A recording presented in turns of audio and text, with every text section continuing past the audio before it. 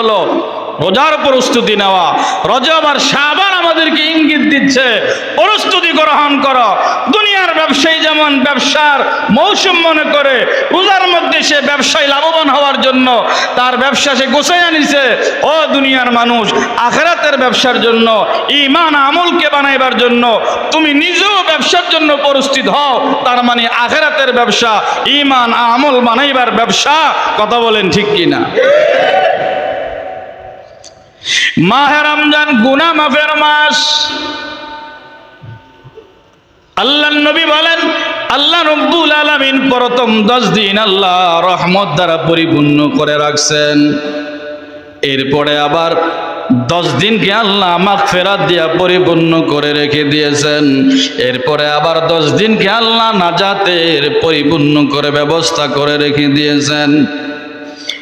আল্লাহ তাআলা বলেন, আমি রমজান মাসে হাজার হাজার লক্ষ কোটি মানুষকে মাফ করে দিব।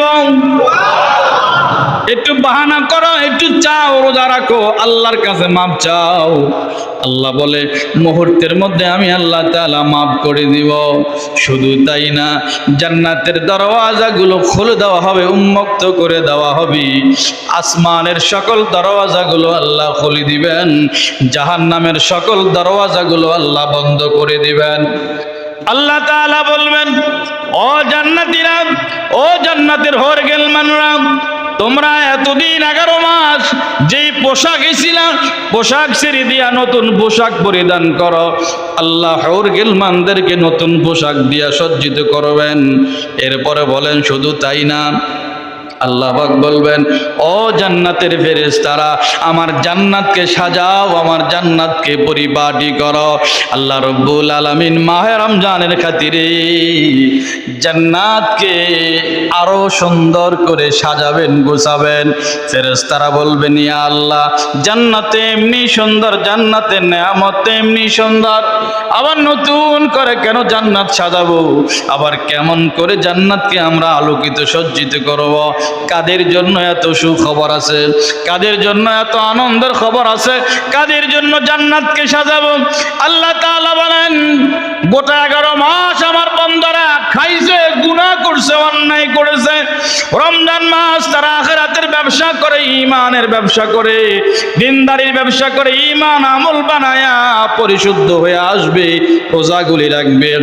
রোজাদার ব্যক্তির জন্য আমি আল্লাহ আমার জান্নাতকে সাজাই দিছি।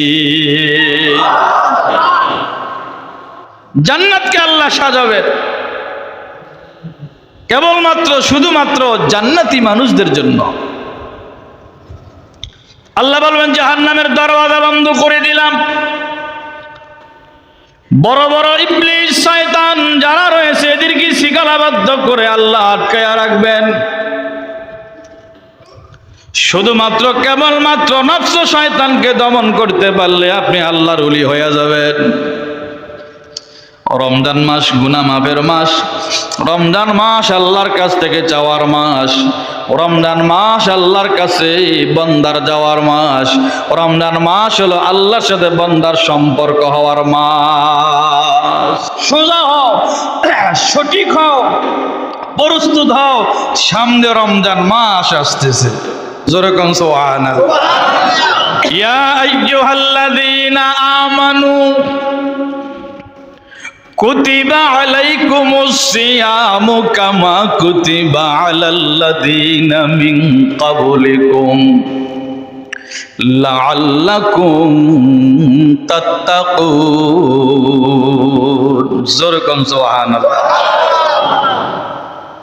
ও ঈমানদারেরা, ইয়া আইয়ুহাল্লাযীনা আমানু, হে বিশ্বাসীরা, ঈমানদাররা, কুতিবা আলাইকুমুস সিয়াম কামা কুতিবা আলাল্লাযীনা মিন ক্বাবলিকুম,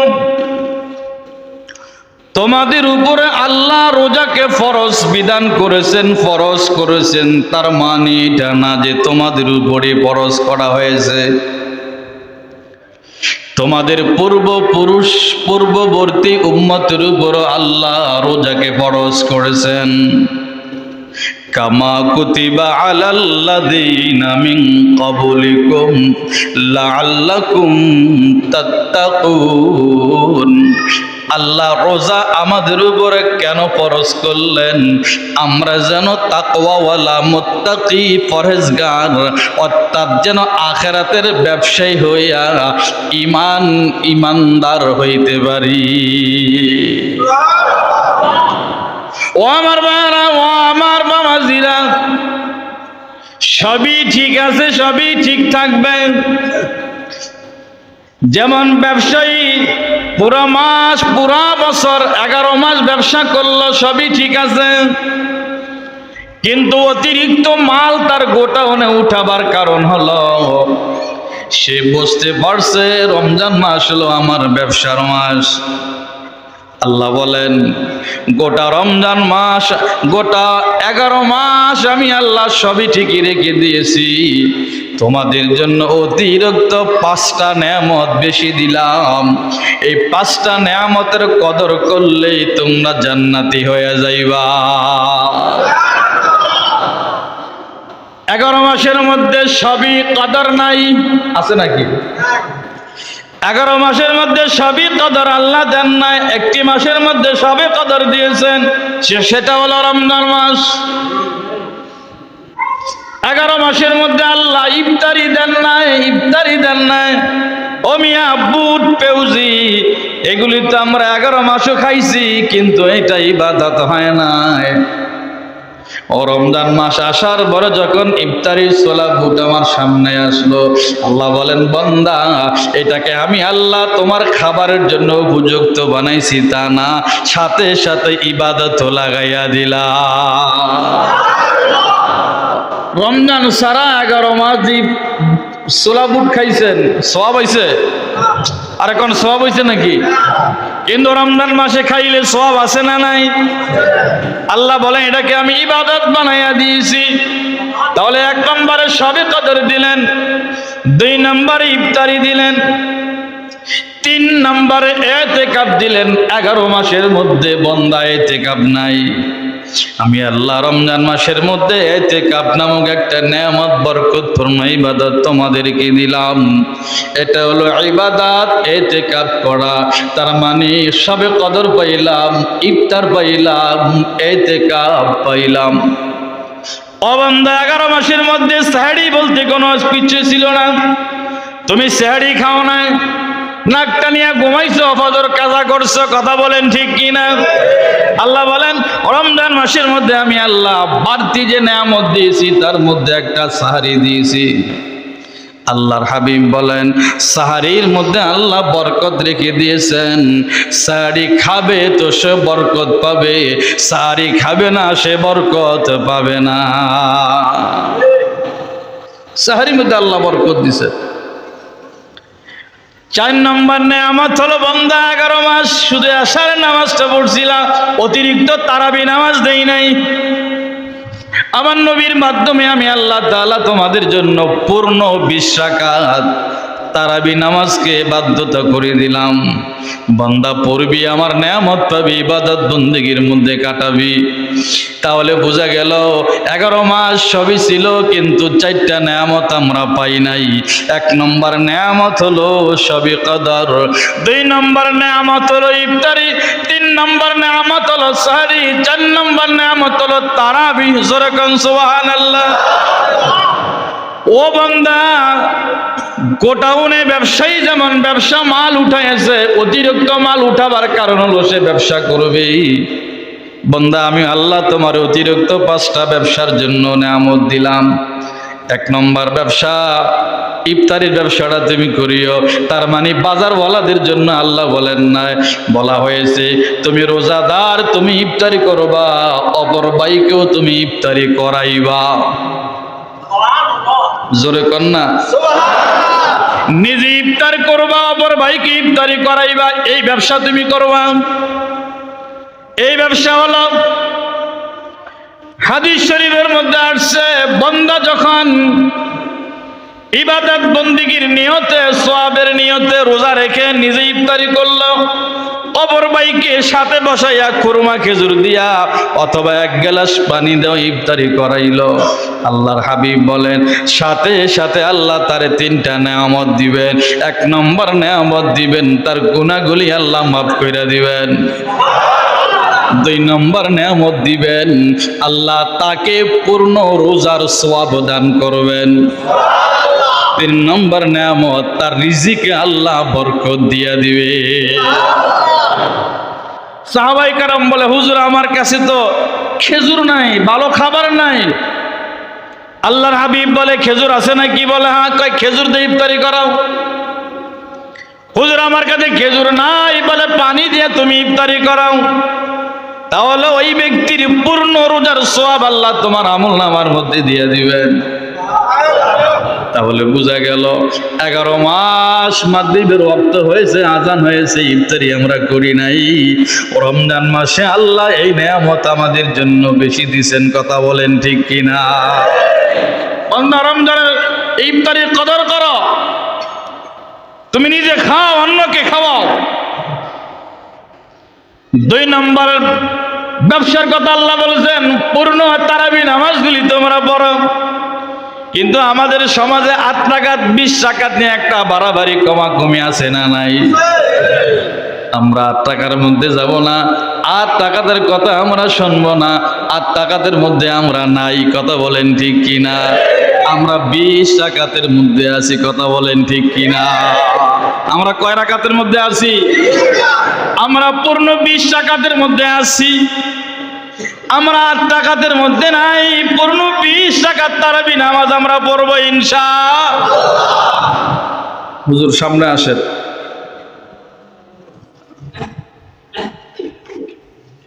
একেবারে সামনের কাতারে আসেন, আমরা খুশি হব। কি বলেন?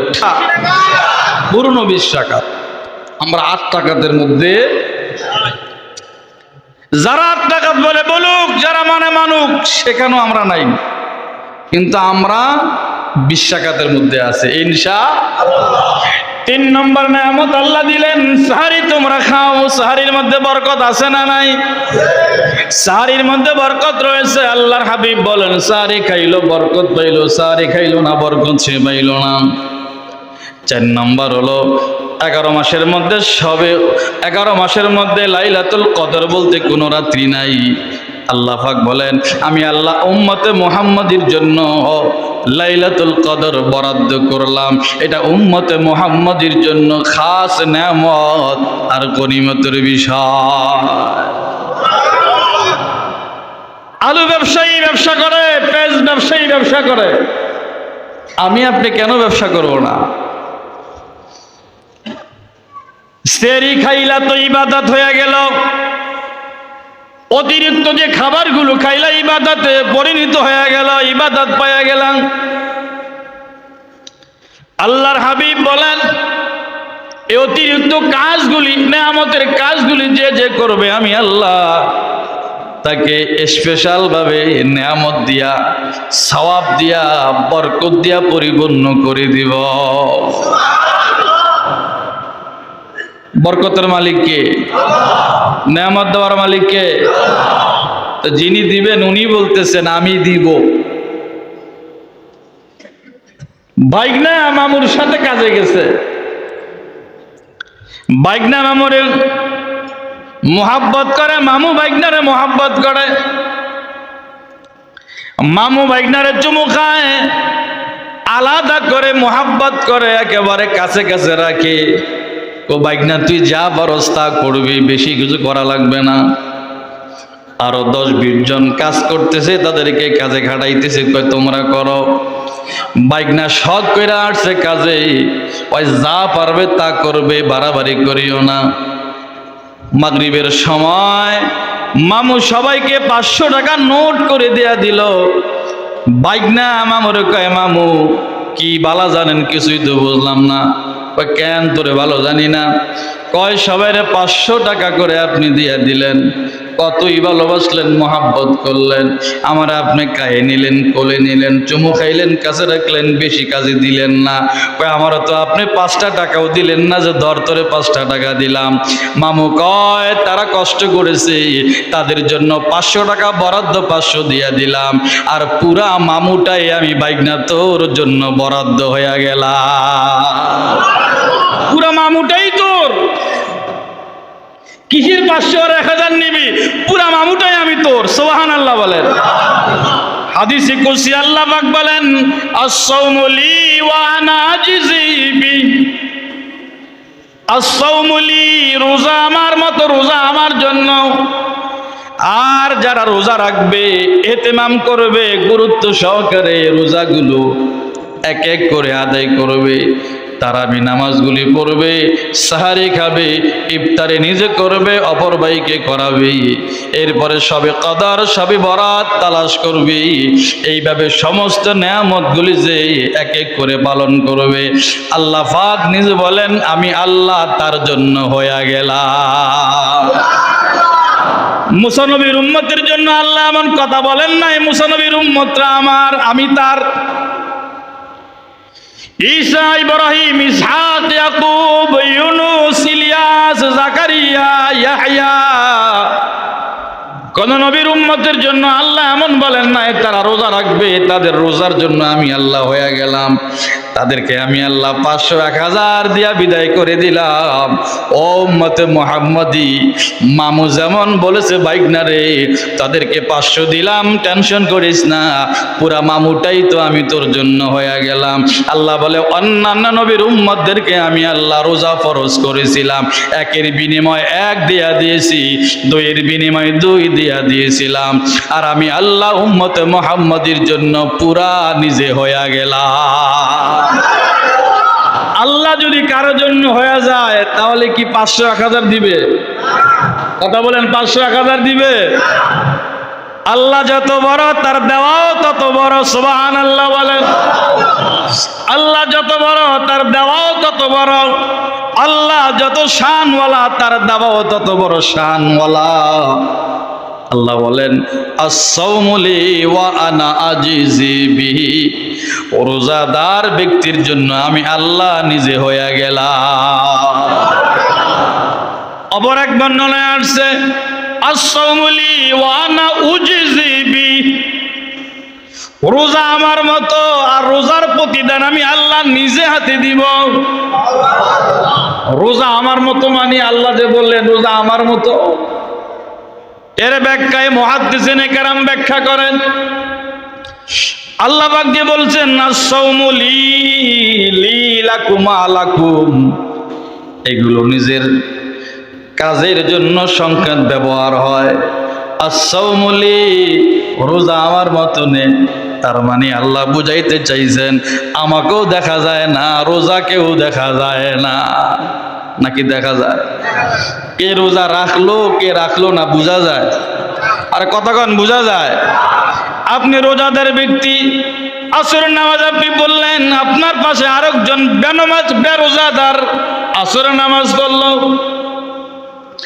মসজিদ থেকে বের হয়ে আপনি সেফালান, সেও বারে বারে সেফালায়। ইমাম সাহেব কয় কি হয়েছিল মধ্যে রোজা রাখছেনি? হুজুর খালি থুতু আসে, দেখেন না রোজা মানে রোজা আমারও দৌড়ছে, খালি থুতু আসে। আসরের নামাজ যিনি পড়লো রোজাদার ব্যক্তি, বেরোজদারও তার সাথে না, কি বলে আসরের নামাজ পড়লো, ইমাম সাহেবের সামনে বারে বারে থুতু বলায়, তার মানে বুঝাইতে চাইছে রোজা রাখছে। আল্লাহর বান্দা রোজাদার ব্যক্তি ইফতারি করলো মসজিদে আইসা, মসজিদে আসার টাইমে দেখে যে আসরের নামাজ পড়ছিল, হে পর্দার মধ্যে থাইকা বুট মুড়ি স্টার্ট দিছে, মানে আগে খাওয়া শুরু করছে। কিরে তুই না আসরের নামাজ পড়ছিলি? শরমে মুখে কাপড় দিয়ে হাত দিয়ে কয় দোস্ত কইস না, গোপনে গোপনে খাইতে আছি।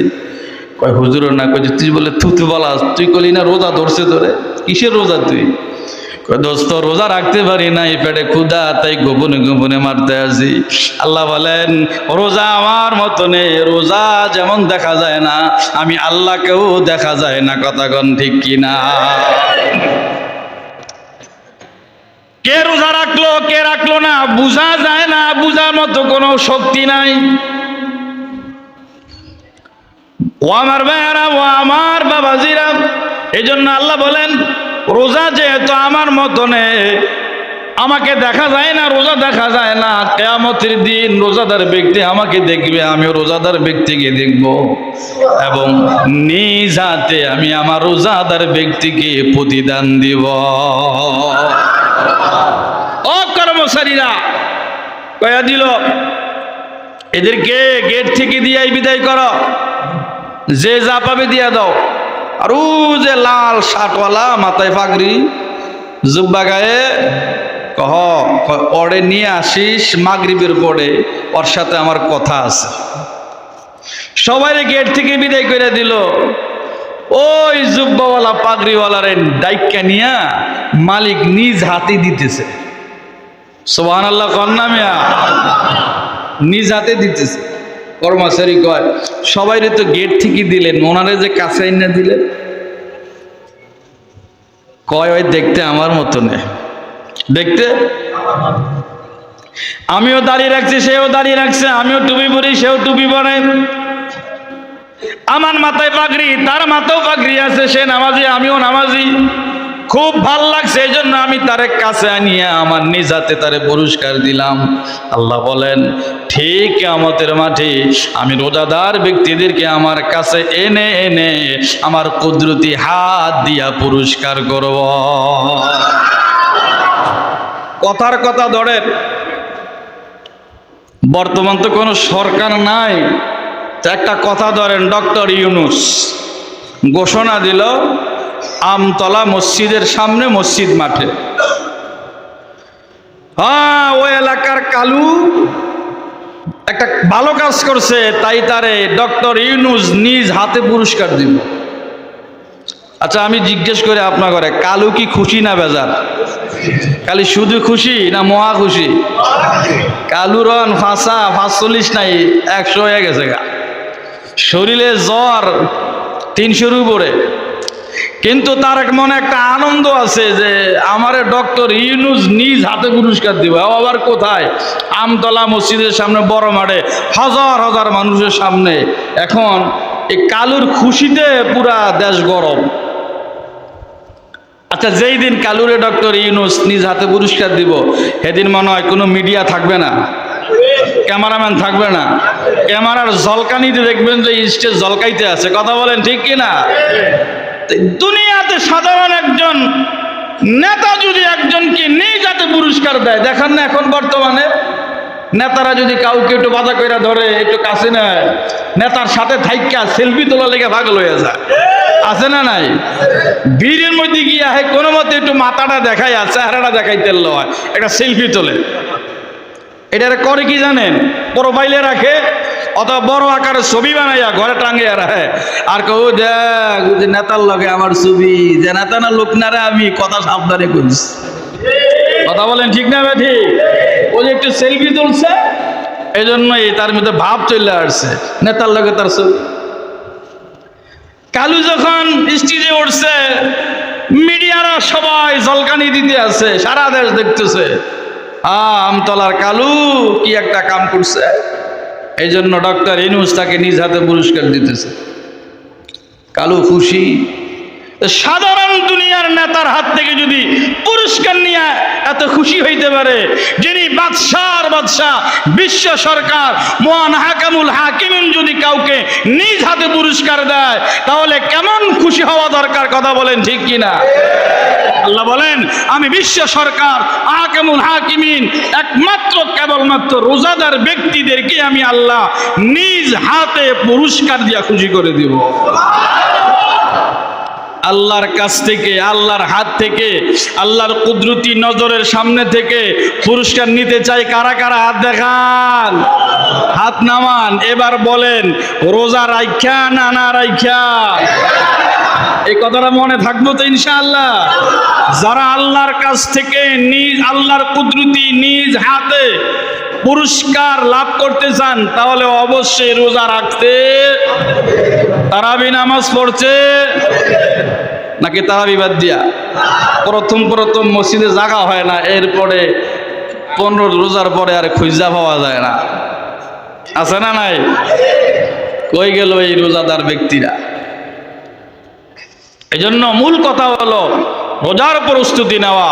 রজব আর শাবান আমাদেরকে ইঙ্গিত দিচ্ছে প্রস্তুতি গ্রহণ করো। দুনিয়ার ব্যবসায়ী যেমন ব্যবসার মৌসুম মনে করে রোজার মধ্যে সে ব্যবসায় লাভবান হওয়ার জন্য তার ব্যবসা সে গোছাইয়া নিছে, ও দুনিয়ার মানুষ, আখিরাতের ব্যবসার জন্য, ঈমান আমলকে বানাইবার জন্য তুমি নিজেও ব্যবসার জন্য প্রস্তুত হও। তার মানে আখিরাতের ব্যবসা, ঈমান আমল বানাইবার ব্যবসা। কথা বলেন ঠিক কিনা? মাহে রমজান গুনাহ মাফের মাস। আল্লাহর নবী বলেন, আল্লাহ রাব্বুল আলামিন প্রথম 10 দিন আল্লাহ রহমত দ্বারা পরিপূর্ণ করে রাখছেন। এরপরে আবার 10 দিনকে আল্লাহ মাগফিরাত দিয়া পরিপূর্ণ করে রেখে দিয়েছেন। এরপরে আবার 10 দিনকে আল্লাহ নাজাতের পরিপূর্ণ করে ব্যবস্থা করে রেখে দিয়েছেন। আল্লাহ তাআলা বলেন, আমি রমজান মাসে হাজার হাজার লক্ষ কোটি মানুষকে মাফ করে দিব। একটু বাহানা করো, একটু চাও, রোজা রাখো, আল্লাহর কাছে মাফ চাও। আল্লাহ বলে মুহূর্তের মধ্যে আমি আল্লাহ তাআলা মাফ করে দিব। শুধু তাই না, জান্নাতের দরওয়াজাগুলো খুলে দেওয়া হবে, উন্মুক্ত করে দেওয়া হবে। আসমানের সকল দরওয়াজাগুলো আল্লাহ খুলে দিবেন, জাহান্নামের সকল দরওয়াজাগুলো আল্লাহ বন্ধ করে দিবেন। আল্লাহ তাআলা বলবেন, ও জান্নাতীরা, ও জান্নাতের হরগেল মানুষরা, তোমরা এতদিন 11 মাস যেই পোশাক ছিলাম, পোশাক ছেড়ে দিয়া নতুন পোশাক পরিধান করো। আল্লাহ হরগেল মানদেরকে নতুন পোশাক দিয়া সজ্জিত করবেন।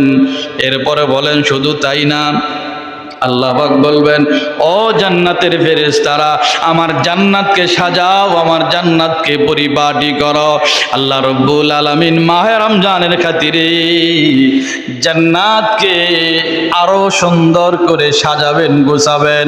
ফেরেশতারা বলবেন, ইয়া আল্লাহ, জান্নাতে এমনি সুন্দর, জান্নাতের নেয়ামত এমনি সুন্দর, আবার নতুন করে কেন জান্নাত সাজাবো?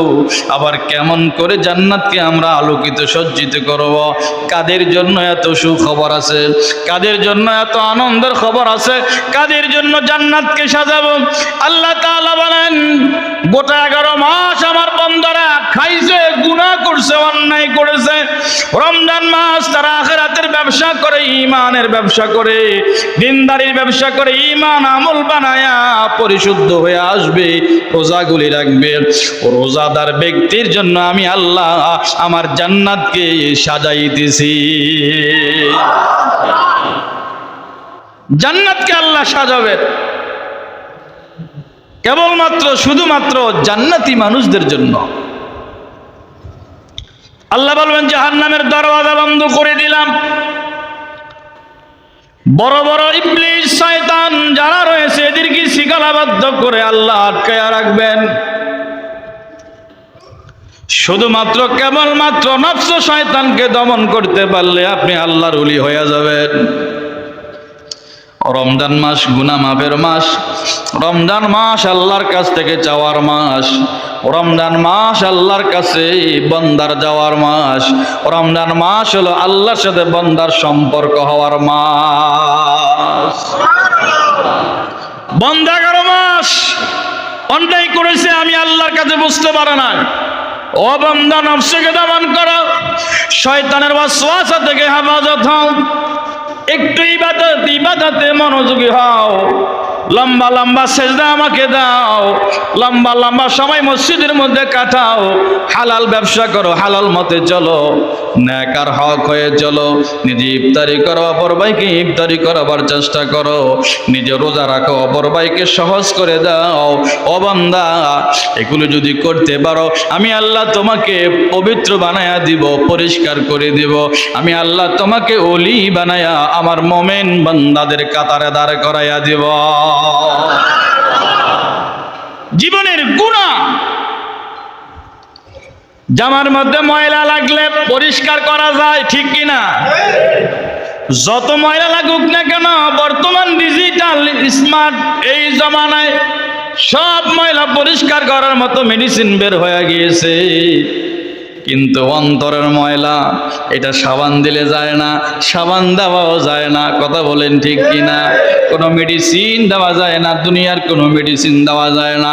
আল্লাহ বলেন হ্যাঁ একটা মেডিসিন আছে, সেটা হলো তাকওয়ার মেডিসিন, জিকিরের মেডিসিন, রহমত বরকতের মেডিসিন দিয়া তুমি তোমার কলবকে, আত্মাকে সালিম করে নাও, পরিষ্কার করে নাও। রমজান মাস আসছে তোমার আত্মাকে পরিশুদ্ধ করার জন্য।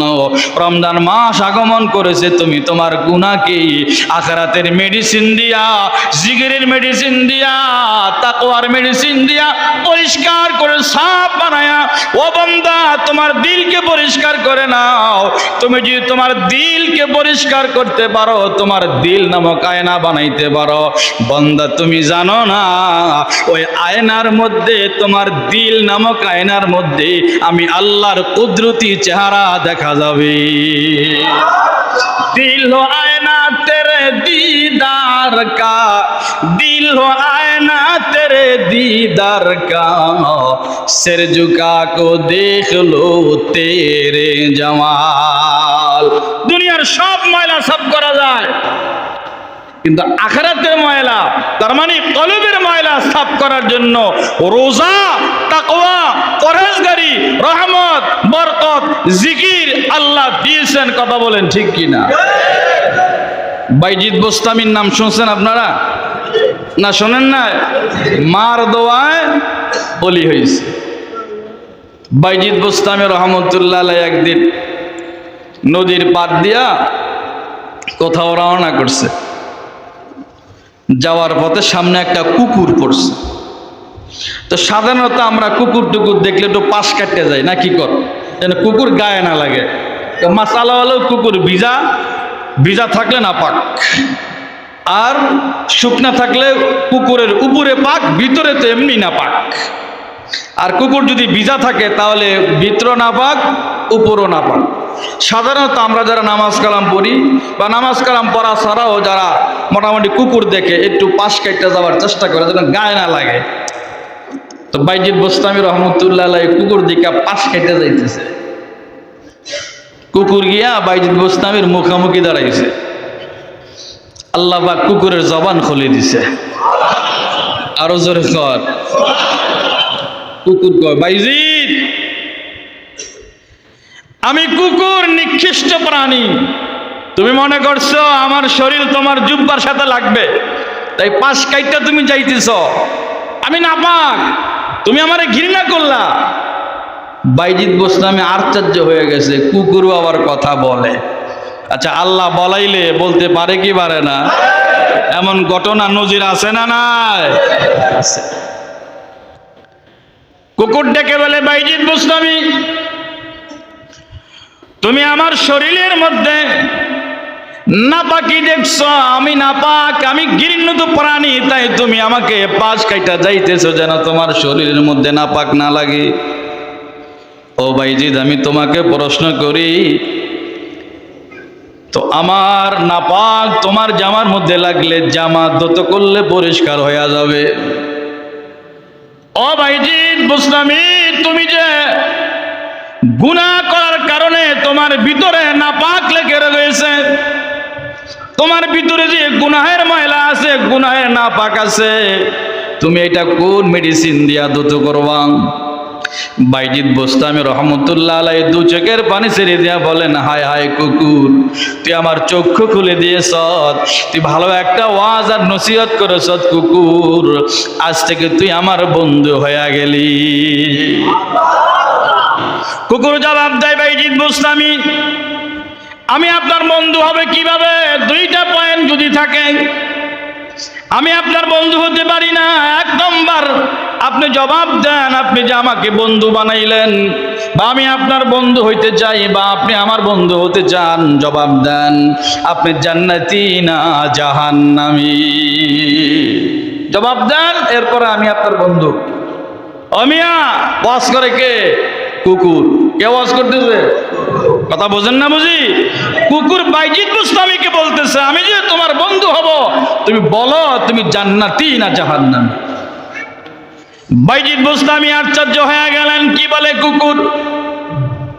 ডেকে বলেন, কুকুর রে, আমি জান্নাতি না জাহান্নামী কথাটা তো আগে বলতে পারবো না, এই ক্ষমতা আমার নাই।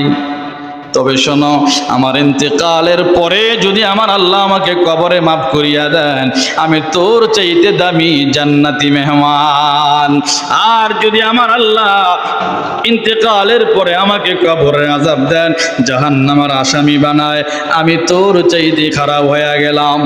কুকুর ডেকে বলেন, যদি আপনি ইন্তেকালের পরে আল্লাহ আপনাকে মাফ করে দেয়, আপনি জান্নাতি হয়ে যান, তা আপনার লেভেল তো অনেক উপরে। আমি কুকুর, এত উপরের মানুষের সঙ্গে নিচের মানুষের কোনোদিন বন্ধুত্ব হয় না। আমি সাধারণ কুকুর, আপনি জান্নাতি মেহমান। আল্লাহ আমার জন্য জান্নাত বানান নাই, জাহান্নামও বানান নাই, কিন্তু আপনি যে উপরের মানুষ, জান্নাতি মানুষ, এই জান্নাতি মানুষের সঙ্গেও আমি সাধারণ কুকুরের প্রাণীর বন্ধুত্ব হয় না। আর যদি আপনি জাহান্নামী হন, দুজকি হন, আসামি হয়ে যান, যেহেতু আমার জন্য দুজক নাই, কবরে আযাব নাই, জাহান্নাম নাই, তাহলে আমি তার থেকে বেশি ভালো। এত নিকৃষ্ট মানুষের সাথে আমার বন্ধুত্ব হয় না। আপনি দুজকি, জাহান্নামী, এমন জাহান্নামীর সাথে আমি কুকুর কোনোদিন বন্ধুত্ব করতে পারি না। আবার জান্নাতি এত উপরের মানুষ সঙ্গে আমার কোনোদিন বন্ধুত্ব হয় না। বাইজিদ বুস্তামি ডেকে বলে, হ্যাঁ কুকুর, কথাটা বাস্তব বলেছ, আমি এখন বলতে পারবো না আমি জান্নাতি না জাহান্নামী, তবে আমার বিশ্বাস আমার আল্লাহ আমাকে মাফ করে দিবে। এই ঘটনার দ্বারা এটাই বুঝাইতে চাইছিলাম, দিলের নাপাক কি দিয়ে পরিষ্কার করবে? সমাজ আপনাকে মানবে, আপনি ভালো জামা পরেন, ভালো পোশাক পরেন, ভালো খান, ভালো থাকেন, একে অপরকে দেখলো না ভালো, কিন্তু ভিতর যে আমার অন্ধকার, এটা তো দেখা যায় না। অতএব আত্মশুদ্ধি যাকে বলে, কলবে সালিম যাকে বলে, নিজেকে সংশোধনের মাস, নিজেকে আত্মশুদ্ধি করার মাস, নিজেকে গুনাহমুক্ত করার মাস হলো মাহে রমজান, মাহে রমজান, মাহে রমজান। অতএব আসুন আমরা নিজের থেকে প্রস্তুতি গ্রহণ করি। আর কয়েকদিন পরেই রোজা, বেশি দিন নাই। কতদিন আছে হাতে? বেশি দিন নাই মনে হয়, কত আর 10-12 দিনের মতো এমনই হবে, বা কম বেশ এমনই হবে। মাত্র আর 10-12টা দিন পরে বরকতপূর্ণ মাস আসতেছে, আমরা প্রস্তুত হব তো ইনশাআল্লাহ। আল্লাহ আমাদের সকলকে মাহে রমজানের প্রস্তুতি নিয়ে গোটা রমজান যেন আমরা আল্লাহ পাকের ইবাদত বন্দিগির মাধ্যমে নিজেকে কাটায়া জান্নাতি মানুষ হতে পারি, ভালো মানুষ হতে পারি। আল্লাহ যেন আমাদেরকে সেই তৌফিক দান করে, বলেন আমিন। মহতারাম।